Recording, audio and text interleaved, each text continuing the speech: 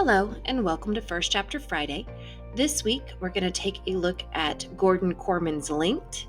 It is his newest book, though you should know his name because he is the best-selling author of many fan favorites such as Restart, Ungifted, Unplugged, and many, many more.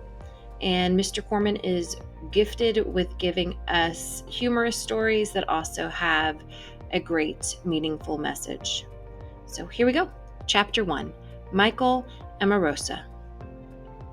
My mother says I'd lose my head if it wasn't attached to my body. Too bad my phone isn't also attached somewhere. I left it at school.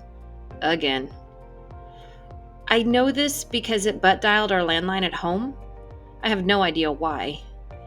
Ever since I dropped it in the toilet, it's been glitchy.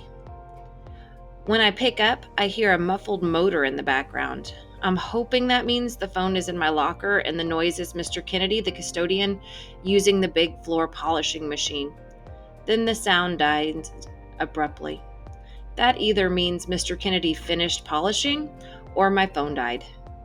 It's super old, so a battery charge lasts a millionth of a second. I jump on my bike.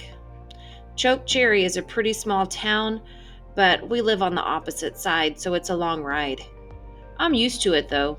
I always leave something at school, and 9 times out of 10, I have to go back and get it. Mom and Dad would give me a lift, but then, they'd know. I'm going out, is all the detail I provide. Thanks to the new security, every single door on the school is locked, but I still go from entrance to entrance banging and yelling, hoping that Mr. Kennedy is close enough to one of them to hear me over the roar of the polisher. To my surprise, the door to the boys' locker room swings open when I kick it. I'm in. I'm entering the school from the back corner that leads out to the football field, but my locker is in the main hall, not far from the principal's office. The floor polisher sounds far away, maybe upstairs. I open my locker, and there it is, the world's oldest phone.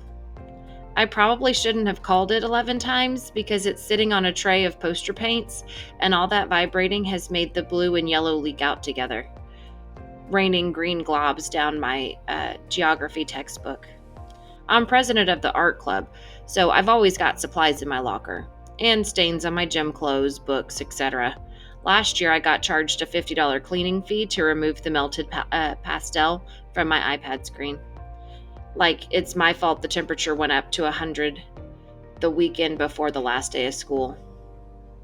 I checked the phone. Dead, just like I suspected. I shut my locker and turn to leave. Only I don't leave. I freeze. I blink and blink again, struggling to wrap my mind around what I'm seeing. It's spray painted in red on the blank expanse of the wall above the staircase leading to the second story. That large X with an arm continued at a right angle. I stare at it in horror and disbelief, hoping that my eyes are deceiving me and this ugly red symbol is something other than what I know it is. A swastika. Michael? Mr. Kennedy's voice startles me out of my state of shock. I drop my phone, which bounces on the floor. It's probably cracked, possibly ruined, but I can't tear my gaze from the symbol on the wall. What did you forget this time? The custodian asks in exasperation. All I can do is point up. When Mr. Kennedy sees it, a sharp gasp is torn from him. He turns to me. You didn't, he begins. I mean, you wouldn't.